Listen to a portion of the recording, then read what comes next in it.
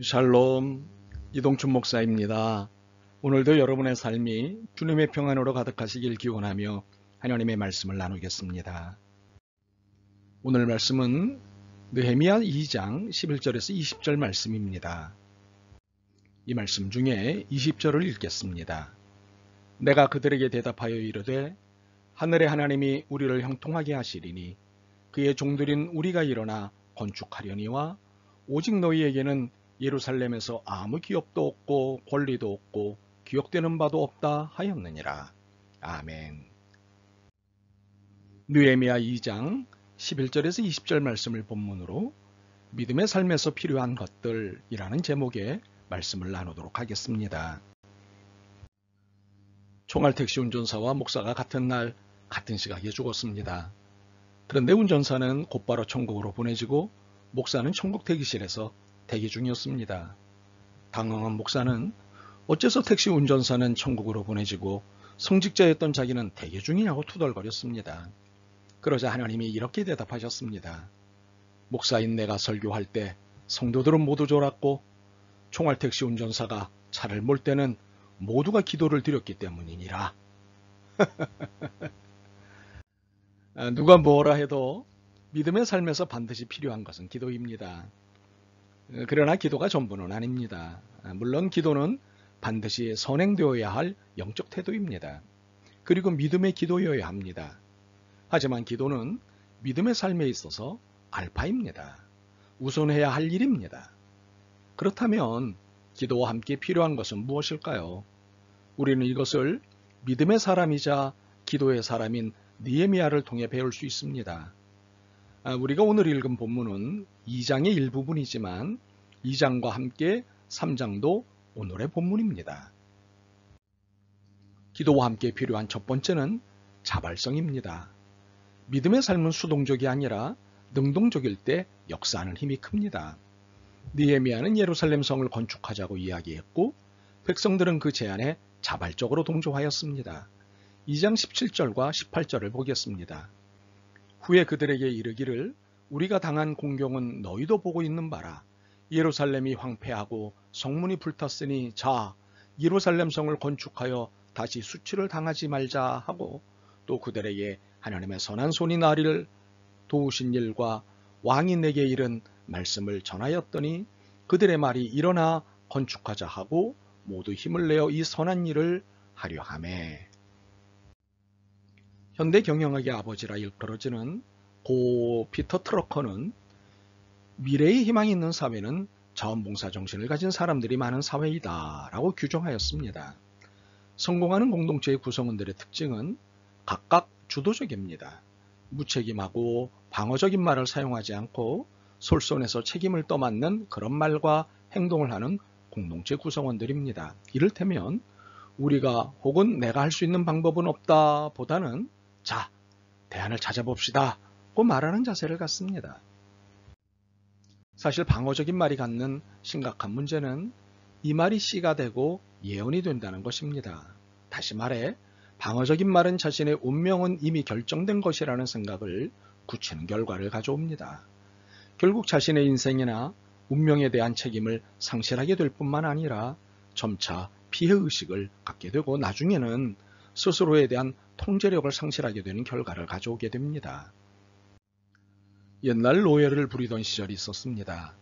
하루는 주인이 노예에게 딸기밭에 가서 딸기를 따서는 큰 것, 중간 것, 작은 것을 분리해서 바구니에 담아오라고 했습니다. 그랬는데 아침에 나간 노예가 해가 지도록 돌아오질 않는 것이었습니다. 무슨 일인가 해서 밭에 가보니 노예는 그냥 앉아 울고 있는 것이었습니다. 이유를 묻자 이렇게 대답하는 것이었습니다. 딸기를 따는 것은 하겠는데 종류에 따라 분류하는 것은 죽어도 못하겠습니다. 이것이 죽어도 못하는 일은 아닐 것입니다.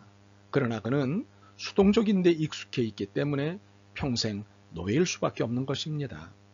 우리는 하나님 앞에 주체적인 인간으로 살 수 있도록 인격적 위임을 받은 그리스도의 종입니다. 자신의 삶을 인격적으로 위탁받은 경영자입니다.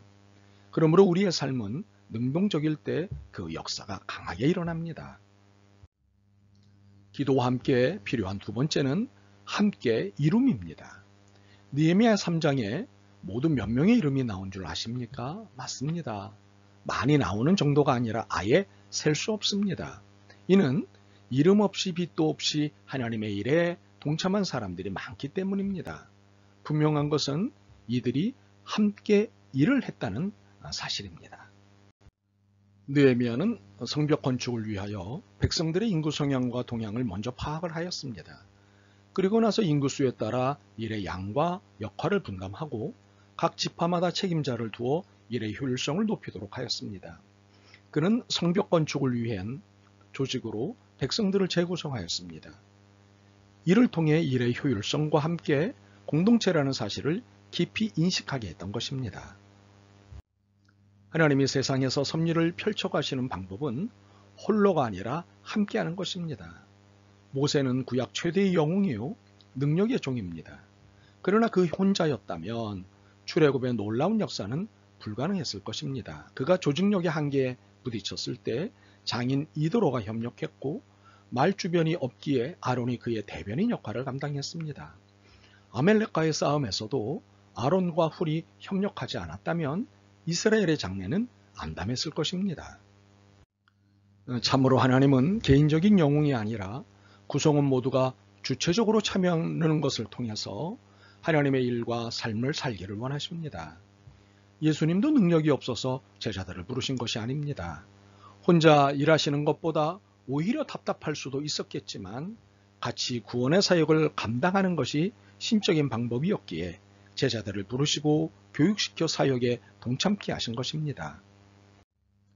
영국의 유명한 설교가 스펄전 목사님이 런던의 메트로폴리탄 교회에서 목회할 때의 이야기입니다.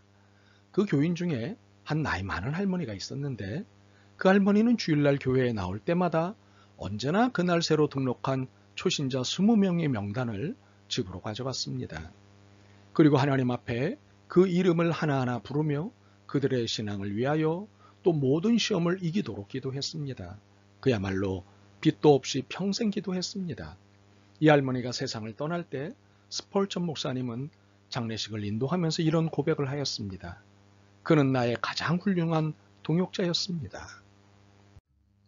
하나님의 역사 방법은 함께 이루는 것입니다. 그러므로 하나님 나라의 일은 혼자 할 수 없습니다. 함께 일해야 합니다. 이렇게 우리가 함께 일하기 위해서는 다음과 같은 자세가 필요합니다. 첫째, 교만하지 말아야 합니다. 독주하지 말아야 합니다. 자기 주장만 해서는 안 됩니다. 자기만 옳다고 생각하지 말아야 합니다.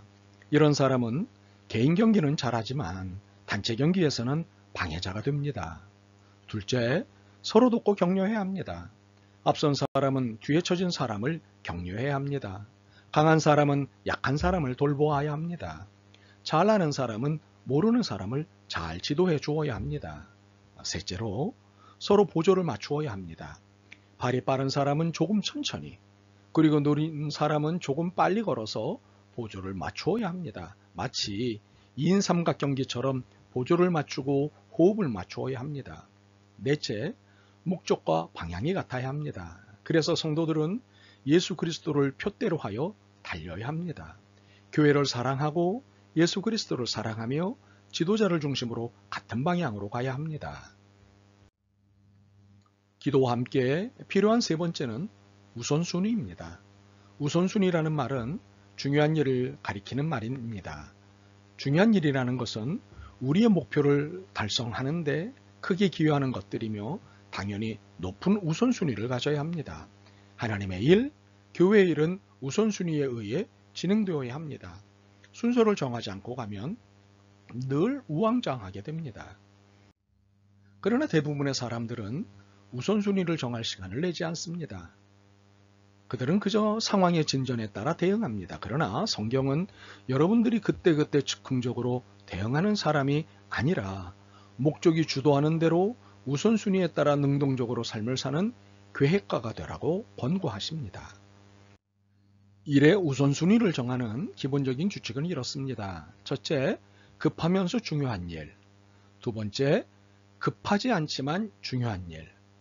셋째, 급하긴 하지만 중요하지 않는 일. 넷째, 중요하지도 급하지도 않은 일. 이런 순으로 구분을 하여 우선순위를 정하는 것입니다. 오늘의 시대는 변화의 시대입니다. 어떤 이는 오늘의 세기를 가파른 계곡에서 카누를 타고 내려오면서 겪게 되는 숨막히는 경험에 비유하기도 합니다. 이런 상황에서는 각자가 자기 위치에서 책임을 져줘야 합니다. 누구 한 사람이라도 꾀를 부리거나 실수를 하면 배는 뒤집히고 맙니다. 한 배에 탄 우리들이 서로 다른 방향을 주장한다면 배는 산으로 올라갈지도 모릅니다. 지금은 힘을 한 방향으로 집중해야 할 때입니다. 쌀이 나무같이 하나씩은 약하지만 여럿을 한데 모으면 힘이 있는 쌀이비가 되듯이 우리 모두가 마음을 자발적 네트워크로 구축하면 강력한 조직력을 발휘할 수 있습니다. 무엇보다도 오늘의 팬데믹 상황은 강한 개성에 의한 팀워크와 협력을 절실히 필요로 합니다. 뭉치면 살고 흩어지면 죽는다는 격언이 새삼 강조되는 시절입니다. 바라기는 믿음의 삶의 절대 원리를 따라 하나님의 기뻐하시는 일, 더불어 사는 세상을 이루어내는 우리 모두가 되기를 소망합니다. 아멘. 주님, 믿음의 삶을 살면서 필요한 것이 무엇인지 잘 깨달았습니다.